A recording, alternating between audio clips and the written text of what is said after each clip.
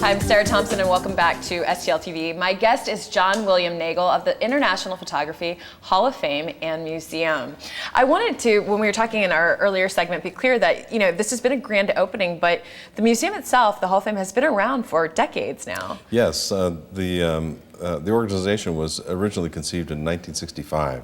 It resided in Southern California for a period of time before it moved to Oklahoma City, and it just moved recently from Oklahoma City to St. Louis. And so how and why does that actually happen? Well, the situation in Oklahoma City changed so that it was it made sense to look for a new location.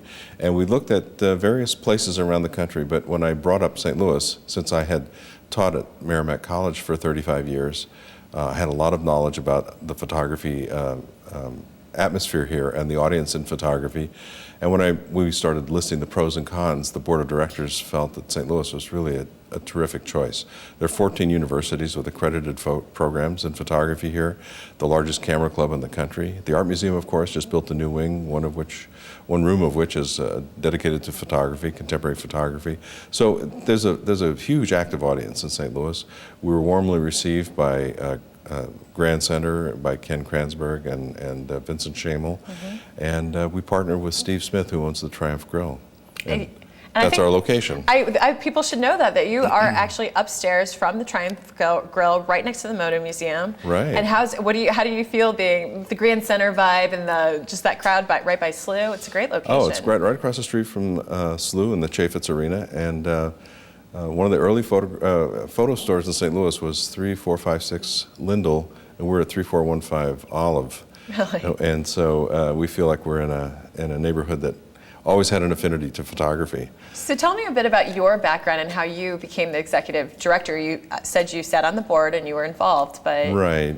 One of my former students who lived in Oklahoma City invited me to become a board member. He had gone to Merrimack and then eventually migrated to Oklahoma City. And it was a very interesting organization, and the objective of the organization is to honor and teach about the inductees, the pioneers and the people who made photography happen. And of course, now everybody has a camera. If you have a phone, you have a camera. And photography is prevalent and ubiquitous. You can't avoid photography anymore. And so it's just a very pleasant thing to celebrate.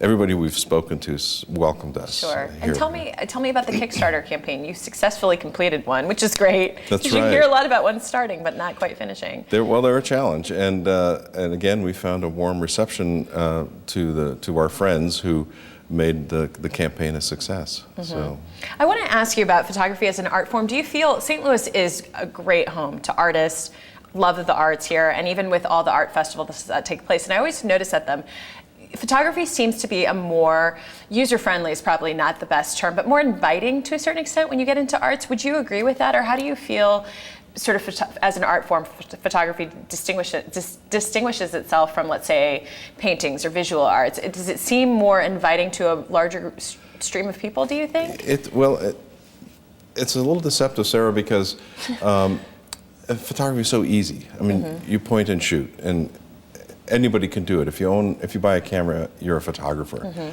If you buy a flute, you just own a flute. So at first, it's deceptively simple.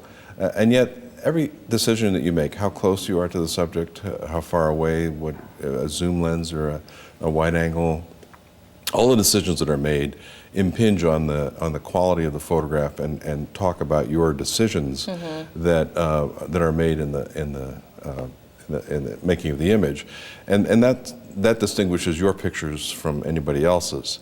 Now, for those who are curious about the true value of photography, I have a list of a dozen photographs that have sold at auction in the middle of the recession for more than $1 million. Oh, I'm sure. Yeah. So, at Sotheby's and places like that. And I meant that as a compliment too. It wasn't to degrade it, just to say that I always feel people not more attracted, but feeling more welcome to sort of to explore There's another thing about that. Another dimension is photography is very democratic. Everybody can have a voice in photography. So. I think that's a great point. Yeah. Well, we'll have to have you back later on when we hear more events and love to come because I think this is great. It's absolutely fascinating, and congratulations to you on the open. Thank you, Sarah. All right. Well, the International Photography Hall of Fame and Museum is located in the Grand Center Arts District. Check their website for tickets and hours. And if you're in the area for First Fridays, go visit. Admission is free, and the museum has later hours. We'll be back with more after this break right here on STL TV Live.